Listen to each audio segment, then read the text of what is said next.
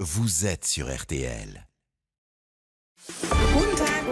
Buonasera. Ils refont la France sur RTL. Buenos dias. Avec Amandine Bégaud.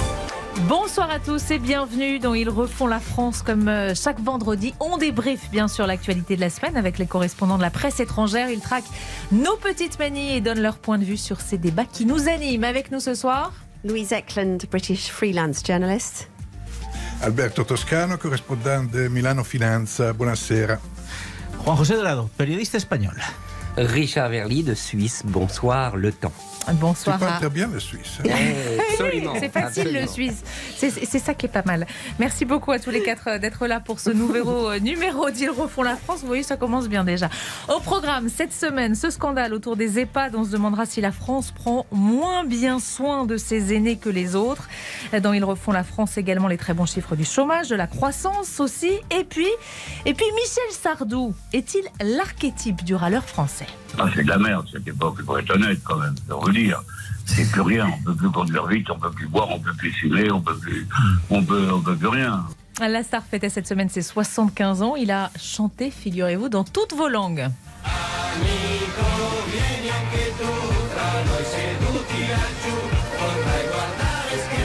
Ça, c'est de l'italien. Comme chaque semaine, l'idée qu'on pourrait leur piquer coup de projecteur sur une initiative à l'étranger, qu'on pourrait ou pas d'ailleurs dupliquer ici en France cette semaine. Un moyen étonnant, vous le verrez, pour évacuer notre stress face au Covid. Voilà pour le programme Ils refont la France, épisode 23. C'est parti. Jusqu'à 20h, Ils refont la France sur RTL. Et on commence donc avec cette enquête qui fait l'effet d'une bombe. die Polemik der Woche. La polémique de la semaine. Les couches, les protections, effectivement, elles sont rationnées, mais aussi les produits d'alimentation. J'ai une aide-soignante qui me raconte comment, même à Orpea, bord de Seine, dans cet établissement de luxe, elle rationnait le nombre de biscottes qu'elle donnait chaque jour à ses résidents. Et quand c'était 2 biscottes, c'était pas 3, alors que ce résident payait 8 000 € par mois. Des biscottes et des couches rationnées, mais aussi des patients mal soignés, un personnel en sous-effectif depuis près d'une semaine. L'enquête de notre confrère Victor Castanet a suscité de très très nombreuses réactions. Le patron du groupe Orpea, mis en cause dans ce livre, Les Fossoyeurs, est même convoqué mardi par la ministre déléguée en charge des personnes âgées. Moi, ce que je veux savoir, c'est s'il y a un système qui a été généralisé dans ce groupe de baisse de coûts au détriment de la qualité des soins, de la bientraitance, etc. Ça vous a choqué autour de la table, cette enquête, ces accusations, Richard ? Oui, d'autant que le scandale qui est dénoncé n'est pas un scandale franco-français, puisque ce groupe a des maisons de retraite à l'étranger. C'est numéro 1 mondial en la matière. Et on voit bien que là, il y a, je dirais, la conséquence de ce filon capitaliste, parce qu'il faut bien employer le mot, qui est devenu la vieillesse et la dépendance. On sait que nos sociétés européennes, toutes, sont confrontées aux mêmes défis.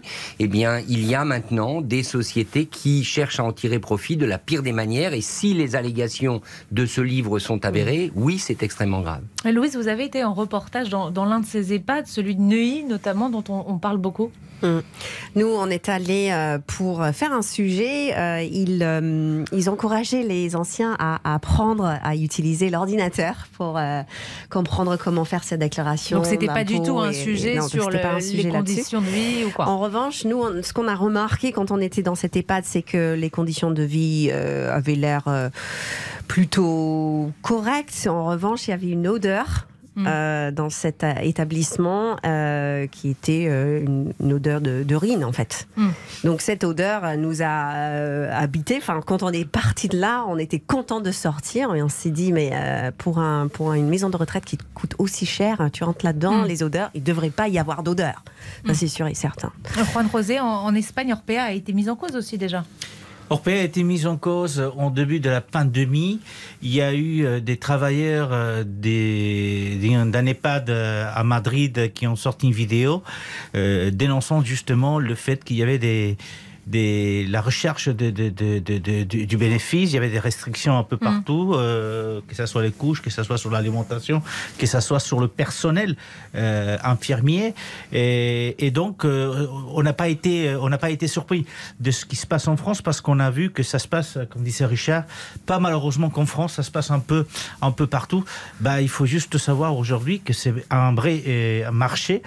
En Espagne, pratiquement 74% des résidences sont privées. Il n'y a que 26% des résidences publiques. On parle d'un marché de 9 milliards d'euros. Donc effectivement, je ne suis pas du tout étonné qu'on cherche la rentabilité, surtout dans un groupe qui est implanté un peu partout dans le monde. Alberto, ça vous a choqué? Il y a un marché de 9 milliards d'euros par an parce que l'État ne fait pas son devoir. Parce que s'il y a cette possibilité pour les privés de faire de l'argent, de faire des bénéfices sur la peau des personnes âgées, c'est que l'État n'arrive pas à faire ce qu'il devrait faire. En Italie, c'est la même chose. Il y a eu des scandales à cause de certains EHPAD privés qui se sont comportés, parce qu'il y a celles privées qui se comportent très bien. Mais il y en a eu certains d'autres qui se sont mal comportés. Il y a eu des scandales qui ont été dénoncés par la presse qui, dans ce cas-là, a fait son devoir.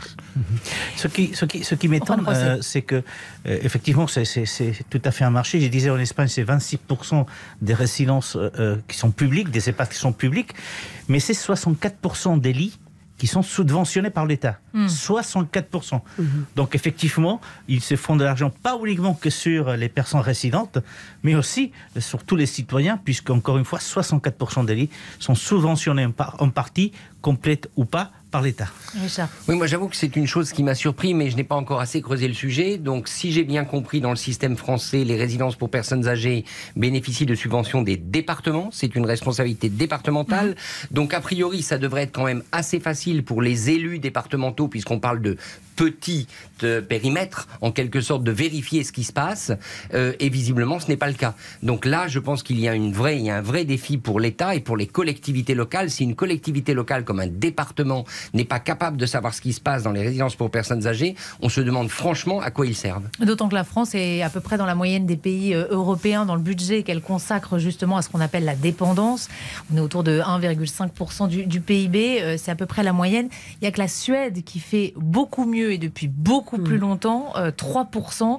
Et là-bas, finalement, ça ne coûte quasiment rien à ceux qui veulent aller en maison de retraite. Le reste à charge en Suède, c'est 170 € par mois pour les soins à domicile, 180 € en établissement. Quand on entend les sommes folles, notamment de cette maison de retraite de nuit, on voit la différence. Et là-bas, ce sont les impôts locaux en Suède qui financent donc la dépendance.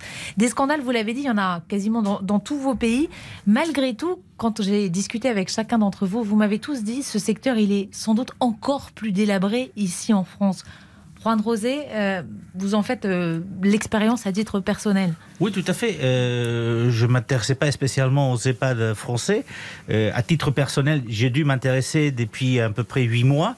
Et ce que j'ai constaté en tant que visiteur d'un EHPAD, c'est effectivement pas uniquement que l'odeur, mais c'est aussi le manque de personnel. Les soins qui doivent être administrés tous les 48 heures ne le sont pas. Ils sont administrés tous les 4 jours.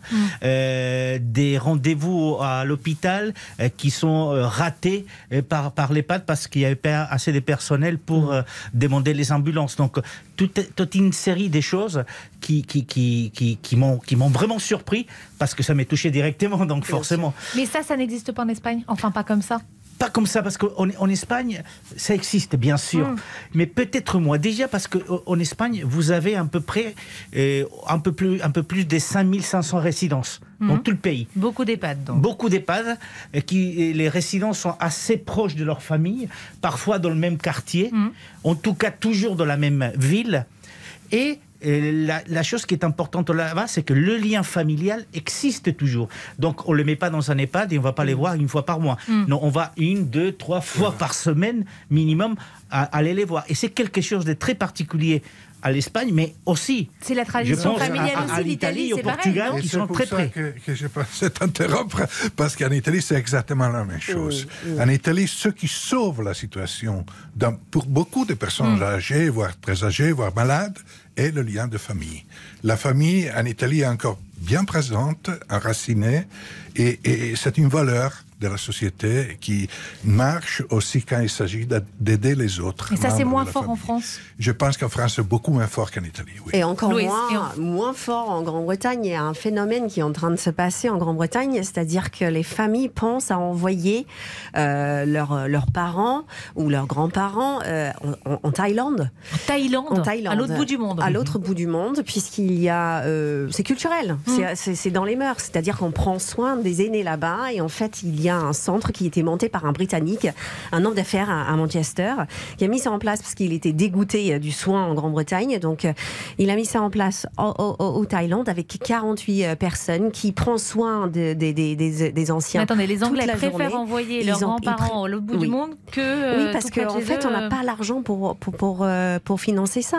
Et c'est-à-dire que c'est à peu près 1000 livres par mois, alors que c'est à peu près 1000 livres par semaine en Grande-Bretagne.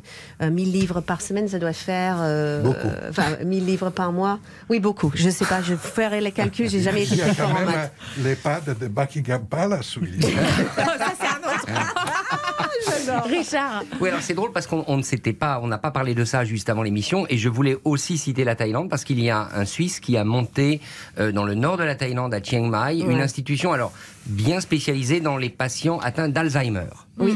Et en l'occurrence, cet exemple-là est une réussite. Donc je crois qu'il ne faudrait pas considérer que le fait de délocaliser des personnes dépendantes est nécessairement un problème. Ça peut aussi, vous avez des conditions culturelles dans certains pays qui peuvent aussi mieux convenir à l'accueil de personnes en situation de dépendance. Pour moi, c'est pas tellement ce facteur-là. Ce que je voudrais dire juste sur la France, puisque vous posez la question, peut-être nuancé. La France a une caractéristique, c'est que les bassins d'emploi sont très inégalement répartis dans le pays. Et donc les jeunes générations qui ont besoin de travailler se rapprochent de ces bassins d'emploi, ce qui isole considérablement les personnes âgées, les personnes dépendantes. Et à mon avis, le problème, il est là aussi. C'est-à-dire cette disparité géographique qui, dans des pays plus petits comme la Suisse, existe moins. Bon, vous avez plein de choses à dire sur ce sujet et c'est passionnant. On va y revenir dans un tout petit instant. On parlera aussi croissance et chômage. À tout de suite sur RTL. Ils refont la France sur RTL. Mais Amandine Bégaud. Jusqu'à 20h. Ils refont la France sur RTL. Amandine Bégaud.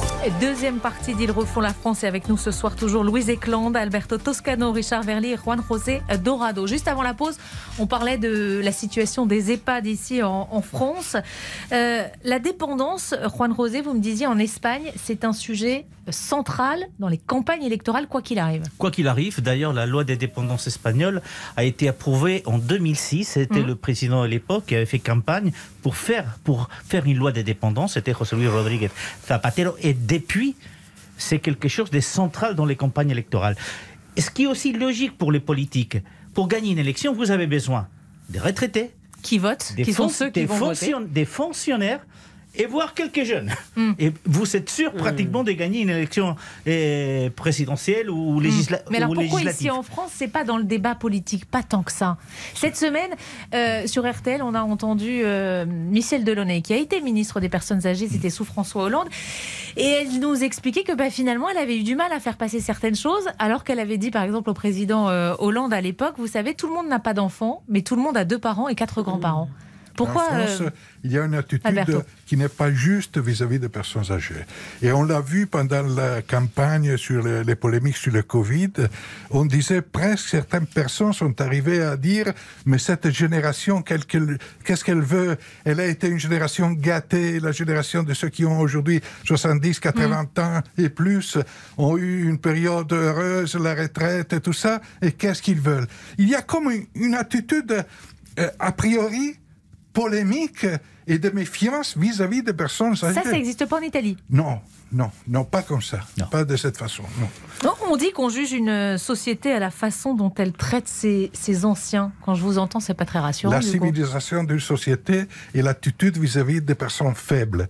Et dont en particulier les personnes âgées, qui sont faibles, âgées, malades, dépendantes, qui sont faibles par définition. Moi, à titre personnel, je partage ça avec vous, mais ça me fait un peu peur. Moi, je suis fille unique. Mes parents sont en Grande-Bretagne. Ils sont pas à l'âge d'aller dans une maison de retraite. Mais comment comment je fais maintenant avec la situation? Qu'est-ce que je fais? Je les fais venir en France, je les laisse en Grande-Bretagne si jamais ils ont besoin d'aller dans une maison de retraite. En tout cas, je suis contente que cet débat a explosé parce que ça nous fait poser beaucoup de questions en fin de compte. Richard. Oui, je me demande, pour faire écho à ce que dit Alberto, s'il n'y a pas quand même en France une conséquence de la puissance de l'État et de la sécurité sociale. Je m'explique. En Suisse, l'assurance maladie est privée, la retraite est privée, le système est ainsi fait. Quand vous êtes dans un système privé, je ne suis pas en train de le justifier, mais quand vous êtes dans ce type de système, vous êtes obligé de réfléchir à l'avenir. Comment vous allez faire c'est difficile parce que, bien évidemment, les retraites, c'est compliqué, etc. En France, il y a quand même, j'ai l'impression que tout le monde fait confiance à l'État pour régler le problème. Et on se décharge d'un certain nombre de responsabilités, y compris peut-être la responsabilité des seniors, des anciens. On se décharge sur l'État, dont on voit bien qu'il n'est pas capable ou qu'il assure mal assez souvent cette mission. Un tout petit mot, Juan José. Juste, la crise 2008 en Espagne, qui a sauvé des centaines de milliers de familles? Ce sont les retraités qui ont accueilli leurs enfants, qui ont perdu leur appartement, qui ont perdu leur emploi. Et c'est avec leur retraite qu'ils ont fait vivre leurs petits-enfants, leurs enfants, les couples, et ils ont accueilli les enfants. Ça a toujours été les retraités qui ont sauvé, lors des périodes de crise, l'économie d'un pays. Il ne faut pas oublier. Jusqu'à 20h, Rifanno la Francia. ils refont la France sur RTL. La cifra de la semana. Le chiffre de la semaine. Et notre chiffre cette semaine, c'est 12,6%. C'est la baisse du chômage en France en 2021. Cela représente près de 500 000 demandeurs d'emploi en moins en un an. Non seulement la crise du Covid est effacée, mais le nombre de chômeurs atteint son plus bas niveau depuis près de 10 ans. De quoi donner le sourire à Bruno Le Maire, le ministre de l'économie. Les résultats sont là. Il y a très peu de faillites. L'emploi a redémarré et la croissance est très vigoureuse. Je pense que ce sont les chiffres d'une bonne gestion. Et il a raison, d'après vous, d'être satisfait, Bruno Le Maire. Louise, vous me disiez, les journaux britanniques saluent en tout cas cette performance française. Ouais, et puis le New York Times aussi, aux États-Unis, on regarde l'Europe et la France avec un œil très positif. La France a toujours été un petit peu, on va dire, parfois il y a cette lourdeur, un peu, on prend des précautions, on fait attention, ça fait partie de l'État, de la France, quoi. Et en fait, parfois, on se dit, alors c'est difficile pour les affaires, c'est compliqué, etc. Mais en temps de crise, c'est vraiment bien. Ça, on montre cette partie-là performe en tout cas. Juan José, vous êtes plus dubitatif, vous. Oui. Enfin, sur les chiffres du chômage, je pense que les chiffres des chômages, elles sont bonnes. En même temps, elles ont été publiées un peu partout en Espagne. C'est le cas on partout. est à 13,33, ce qui est quand même un chiffre assez intéressant. Notre ministre a dit on a créé un peu plus de 800 000 emplois. Bon, je me suis dit on va comparer avec la dernière année avant Covid, et en fait la création d'emplois par rapport à 2019 est un peu plus de 200 000. Donc il faut quand même être très attentif aux chiffres qu'on donne. Mais surtout, j'entends bien les politiques, mais quand je regarde, par exemple, le nombre de contrats en CDD en Espagne, on est à 25%. Donc, un quart de la population des travailleurs est précaire. Et je suis dubitatif par rapport à la France parce que dans les chiffres du chômage, déjà c'est la catégorie A, A, B, C, voilà, ceux qui ont donc, un peu après travaillé, on rajoute la B, la C, la D. Mais surtout, on oublie très souvent une partie de la France, parce que dans ces chiffres-là, on ne met pas la Réunion, on ne met pas la Guadeloupe, on ne met pas la Guyane. Et c'est la France. C'est comme si nous, en Espagne, on décidait, on ne va pas mettre les chiffres de l'Andalousie, parce qu'ils sont trop élevés par rapport au chômage. Et on a quand même 3 millions de chômeurs. Richard, vous dites que ces chiffres, ils valent plus grand-chose aujourd'hui ? Écoutez, moi j'ai une vraie interrogation sur ces chiffres. Alors d'abord, je voudrais dire qu'il y a des pays européens où le plein emploi existe. Pardon de parler de la Suisse, taux de chômage 3%. Bien évidemment, c'est un système qui n'est pas du tout le système français, mais il y a des pays européens qui s'approchent du plein emploi. Il faut quand même ne pas l'oublier. Le Royaume-Uni, qui est plus tout à fait européen, 4,1%, et on a à peu près la même population que la France. Donc c'est comparable. Donc je crois qu'il faut quand même le redire. Ça prouve que le chômage n'est pas inévitable dans nos économies européennes développées.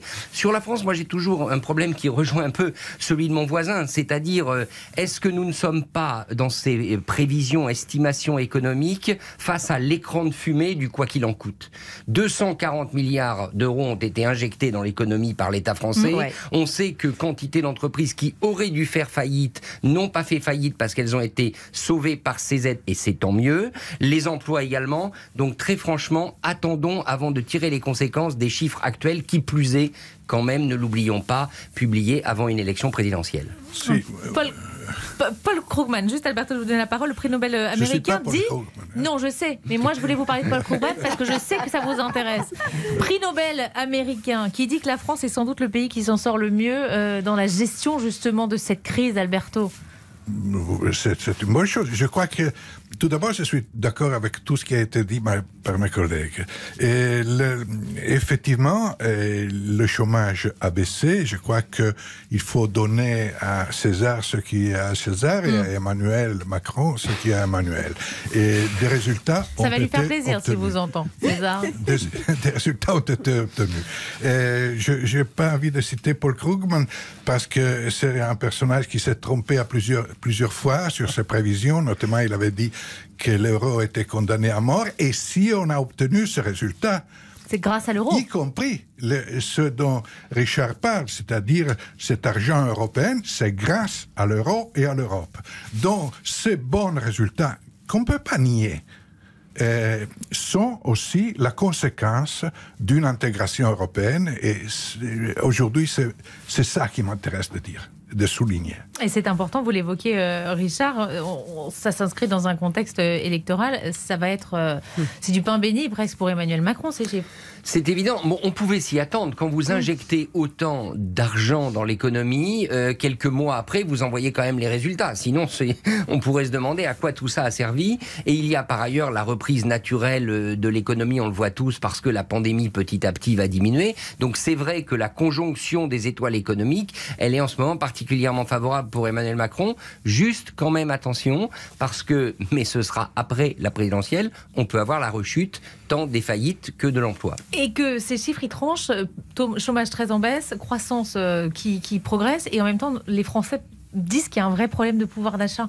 C'est une réalité, le pouvoir d'achat. D'ailleurs, c'est la première préoccupation. C'est la première préoccupation des Français. Des Français. Comment vous l'expliquez, ce décalage-là ? Ça veut vraiment dire que ces chiffres, ils valent rien ? Juan José. Je reviens à la crise économique de 2008 en Espagne. Quand on sortait de la crise, on disait ça va beaucoup mieux. Il y a beaucoup moins de chômage. Mais la seule chose, c'est que le temps que le prix se répercute, ou les baisses des prix se répercutent sur la baguette, sur le steak ou sur les pâtes, c'est plusieurs semaines, c'est parfois plusieurs mois. Et donc, nous, au niveau du citoyen, on a du mal à comprendre, à voir tout de suite qu'effectivement ça va encore mieux. Mais de toute façon, c'est toujours très politique. C'est bien qu'il fasse allégeance à cette nouvelle économie qui marche très bien. Mais ce qui m'inquiète, ce que disait Richard, c'est ce qui va passer dans quelques semaines, dans quelques mois, quand les faillites vont commencer à venir, parce qu'elles vont pas tarder non plus. Mais en plus, il y a le côté énergie, les prix de l'énergie qui ont augmenté pour des raisons qui n'ont rien à voir avec nos politiques nationales, qui sont et qui plombent certaines entreprises. Et qui plombent évidemment tout le secteur des prix et tout ça. 19h41 sur RTL. Vous restez avec nous. Dans un instant, on va parler de Michel Sardou, le râleur, le chanteur aussi. Il a chanté dans toutes vos langues.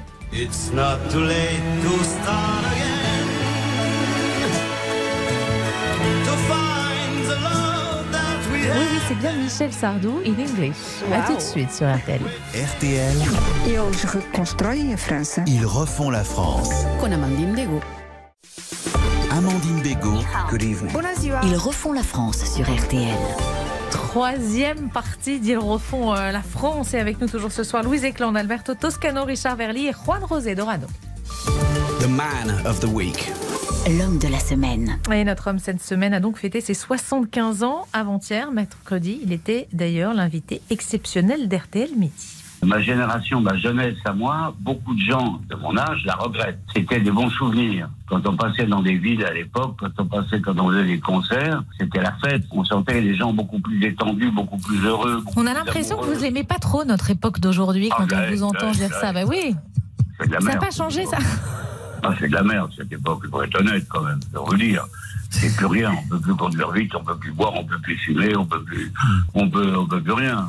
Michel Sardou, très remonté, hein. C'était mercredi, époque de merde, nous disait-il, où l'on ne peut plus boire, plus fumer, où on nous interdit tout. Il a raison, Juan José, il a raison. En partie, oui, je suis en partie d'accord avec lui. J'ai pas encore 75 ans, mais oui, en partie, je suis d'accord avec lui parce qu'effectivement, on peut plus fumer, on peut plus boire, d'accord. Mais c'est surtout parce que le champ des libertés collectives et individuelles se rétrécit depuis un certain nombre d'années. Et je parle pas uniquement que de la partie Covid. Hein. Le Covid a accentué encore, tout ça, parce qu'on se retrouvait avec le confinement, parce qu'on se retrouvait avec à pas pouvoir sortir le soir, avec le pass sanitaire, etc. Mais surtout parce que la société, il y a une nouvelle morale de la société qui fait que des choses qu'on pouvait faire avant aujourd'hui sont très mal vues et pas parce que par exemple j'avais un exemple, c'était el piropo, qui est quand tu dis quelque chose de beau, de charmant à une femme qui n'a rien de sexuel, qui n'a rien de mauvais, mais tu peux plus le faire, tu peux plus dire à une femme vous êtes très belle madame aujourd'hui parce que tu risques de te prendre une baffe. Mais encore, il a raison, tu ne peux plus il a raison, Louise. Mais moi, je trouve que tu as raison, parce qu'aujourd'hui, les jeunes, ils savent plus comment se placer. Ils savent plus ce qu'ils peuvent dire non plus. Tu es très belle. Merci beaucoup, Alberto. Et ça fait plaisir de le dire. Et qu'on nous le dise. Merci. Non, mais oui, ça fait plaisir de l'entendre, mais les gens, tu as complètement raison. Les gens ne savent pas quand ils peuvent dire quelque chose, ce qu'ils peuvent dire. Est-ce que ça va vexer? Est-ce que ça va être sexiste, antiféministe? Enfin, on est perdu. On est vraiment perdu, je trouve. Non, mais sincèrement, d'accord sur ça. Mais on ne peut pas dire qu'aujourd'hui, on vit dans une situation où il n'y a pas de liberté. Moi, j'étais à Paris, à la cité universitaire, en 1977. Je faisais l'école du journalisme français, mais je n'ai pas la sensation qu'à l'époque, c'était fantastique. C'était pas mieux? C'est la liberté de l'époque et la liberté d'aujourd'hui. Il n'y a pas cette différence énorme comme quoi on peut dire qu'aujourd'hui c'est de la merde. Je ne suis pas d'accord. Aujourd'hui, il y a des interdits. Le fumer pour des raisons sanitaires évidentes. Il y a une chose qui s'appelle... Désolé, M. Sardou, il y a une chose qui s'appelle cancer. Et ça n'a rien à voir avec la liberté. Hein? Et l'autre chose, le boire. Aujourd'hui, on boit tout ce qu'on veut, disons la vérité. Qu'est-ce que c'est? Vous, journaliste étranger, quand vous l'entendez comme ça, Michel Sardou, vous dites quoi? C'est l'archétype du français, le râleur, Richard? Non, c'est l'archétype de sa génération.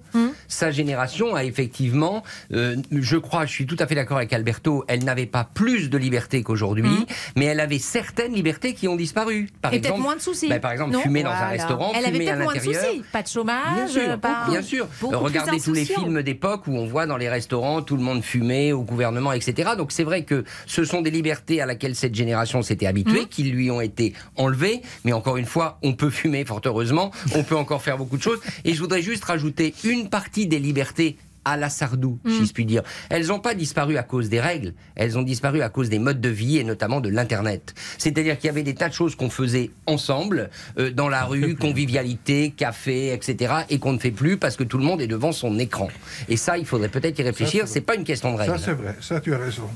Sardou nous dit que c'était mieux avant, à son époque. Est-ce que c'est français, cette nostalgie-là, Alberto? La France se nourrit de nostalgie. Moi, depuis des décennies, j'entends les Français dire que c'était mieux avant. Mais qu'est-ce que c'est ce discours, c'était mieux avant? C'est un pays qui se nourrit de nostalgie. D'ailleurs, même le phénomène Zemmour aujourd'hui, c'est un phénomène à base de nostalgie. Alors il faudra un jour pour tous arrêter de regarder le passé, de regarder l'avenir.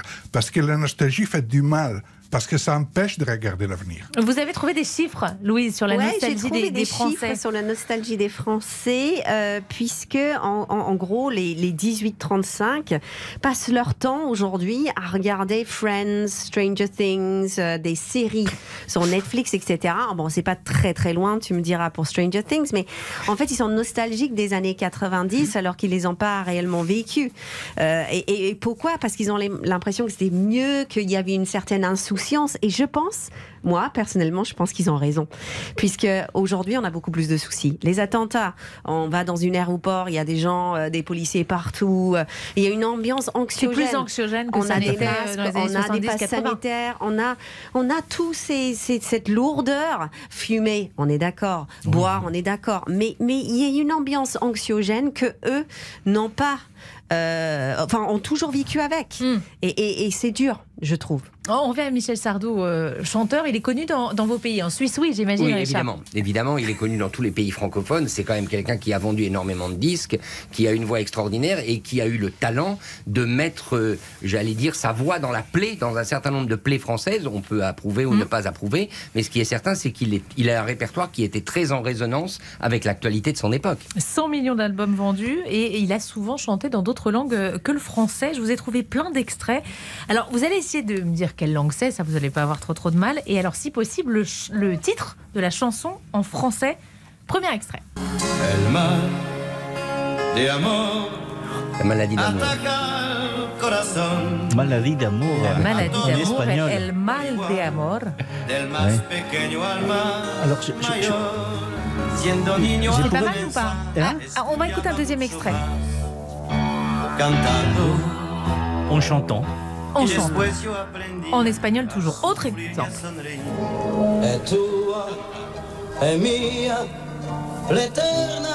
C'est la maladie d'amour encore. En quelle langue? Il faut la connaître. En italien, effectivement. L'Eterna Mattiata. Il giovane operaio di tutte le città, la sera di ogni festa a ballare se ne va. Les balles populaires, toujours en italien. Oui. Allez, pour vous, Louise, cette fois-ci. My dear parents, goodbye. Ah, yeah. I do love you, but I have to give it a try. Ça s'appelle Je vole en Je français. vole, oui. C'était. Je vois Louane quand j'entends cette Exactement, chanson. Louane a chanté ça. C'est la bande originale. La famille Bélier. La famille Bélier, Famille Bélier, merci beaucoup. Damien Béchiot qui est en Magnifique. Ça s'appelle donc Last Flight en anglais. Autre exemple.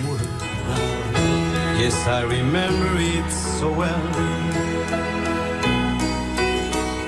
Just like a fairy tale, how love's magic spell. Ça, ce sont les vieux mariés, c'est le titre français. It's not too late to start again en anglais. Il y a aussi la version espagnole des vieux mariés. Me diste quanto te pedí y capeaste temporales junto a mí. Volver a vivir. Volver à vivre. Et je vais vous raconter une petite histoire avec cette chanson. Je passe beaucoup de week-ends en Normandie où j'ai une petite maison dans l'Orne. Et j'aime beaucoup aller faire des brocantes. Et dans une brocante perdue dans l'Orne, j'ai trouvé donc cet album, Volver a vivir, cette chanson, c'était le disque, le petit disque de 45 tours, de Volver a vivir en espagnol, que bien sûr j'ai acheté tout de suite, et donc c'est quelque chose que j'écoute assez souvent, de retrouver Michel Sardou dans l'Orne, dans une brocante, chantant en espagnol, un thème de 1981, puisqu'il est sorti en 1980. Et alors il a fait un album entier en espagnol, Michel Sardou, qui s'est vendu effectivement en 81, et il s'est vendu en Amérique du Sud aussi, c'est ce que m'expliquait Anthony Martin, qui est ici sur RTL et l'un des grands spécialistes musique, et il me disait que c'était très à la mode dans les années 60 comme ça d'enregistrer des chansons dans toutes les langues. Plein d'artistes français l'ont fait. Les années 70-80, c'était moins le cas. Richard. Oui, il me semble que Sardou a aussi chanté en japonais, notamment parce qu'il avait fait une tournée. Il avait fait une tournée à Tokyo. Oui, effectivement, parce que et puis il est quand même l'archétype du chanteur français pour sa génération, donc c'est assez logique. Mais il me semble qu'il est inconnu en bataillant en Grande-Bretagne, quand même. Hein. Même s'il a chanté en anglais, j'ai pas l'impression qu'on le connaît. On connaît 4 chanteurs français, les Anglais. Hein. Sacha Distel, Vanessa Paradis, Charles Aznavour et pour les intellos, Gainsbourg. Gainsbourg pour les intellos. Bah, ça c'est même pas Johnny Hallyday. Et donc vous ne connaissiez pas Michael Sardou? Michael Sardou. Ça aurait peut-être fonctionné. C'est étonnant parce que Sacha Distel, effectivement, on le connaît en Espagne, mais il y a surtout Francis Cabrel.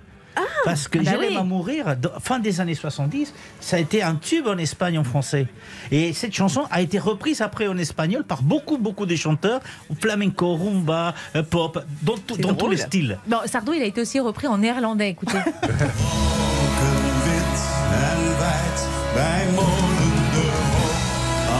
Voilà, ça c'est le lac du Connemara en néerlandais.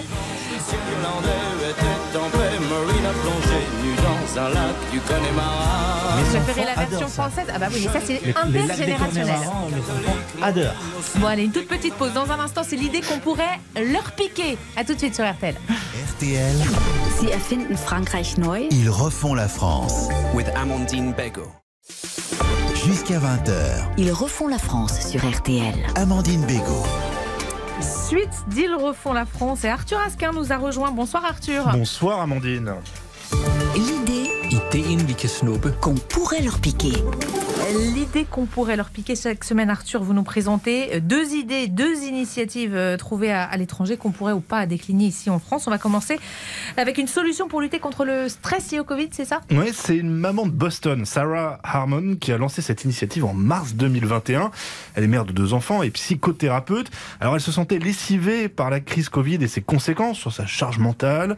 Elle décide donc de convier quelques femmes de son quartier, tout aussi exténuées, à une séance de cris collectifs. Elles se rejoignent le soir, après le coucher des enfants, sur un terrain de foot et hurlent à l'unisson une bonne dizaine de fois.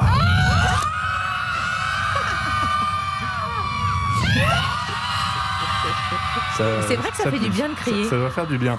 Bon, ça fait vraiment du bien. Bon, depuis que les médias américains se sont emparés de cette bruyante thérapie, dans tout le pays, de l'Alaska à la Louisiane, on peut entendre des femmes crier sur les terrains de football. Autre initiative en Inde, où l'on ne sait plus vraiment quoi faire pour réinventer les mariages. Eh oui, Dinesh et, attention, Jana Ganan Dini vont célébrer leur union le 6 février prochain dans le métaverse. Alors, le métaverse, je vous explique rapidement ce que c'est. C'est un espace virtuel où les gens peuvent se retrouver sous la forme d'un avatar. Alors, ça a pris du temps pour expliquer le concept à tous leurs invités. Ils sont nombreux, 2500.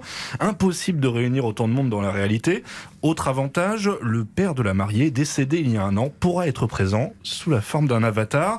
Et les amoureux étant fans d'Harry Potter, une école des sorciers virtuelle servira de décor au moment de se dire oui, c'est le premier mariage du genre en Inde. Et il y en a eu un autre aux États-Unis seulement. On n'invente plus le progrès. Vous choisissez quoi, Louise, entre le mariage, comment vous l'appelez, dans le métaverse. Dans le métaverse. Moi, je trouve ça intéressant, le mariage dans le métaverse, quoi, parce que tu te dis, qu'est-ce qu'on peut inventer encore? Ouais, non, mais après, on sait plus avec qui on se marie. Son mari, l'avatar, enfin, je sais pas.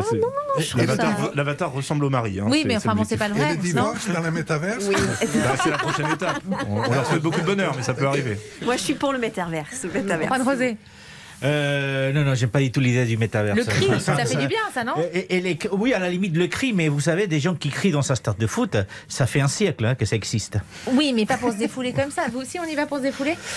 De temps en temps, pourquoi pas? Richard. Le cri, mais à ce moment-là, essayons de crier quelque chose, par exemple un récit ou un poème. Flaubert criait ses romans pour être sûr que ce qu'il écrivait allait plaire au lecteur. Il sortait dans son jardin et il gueulait ses romans. Voilà, gueulons ensemble les romans de Flaubert. Eh bien, écoutez, c'est parfait pour conclure. Merci beaucoup à tous les 5. Ils refont la France revient, bien sûr, dès vendredi prochain, même heure, 19h15. Très belle semaine à vous. Dans un instant, c'est RTL Foot, bien sûr, juste avant l'essentiel de l'actualité avec Aude Vernuccio. Retrouvez tous nos podcasts sur l'appli RTL.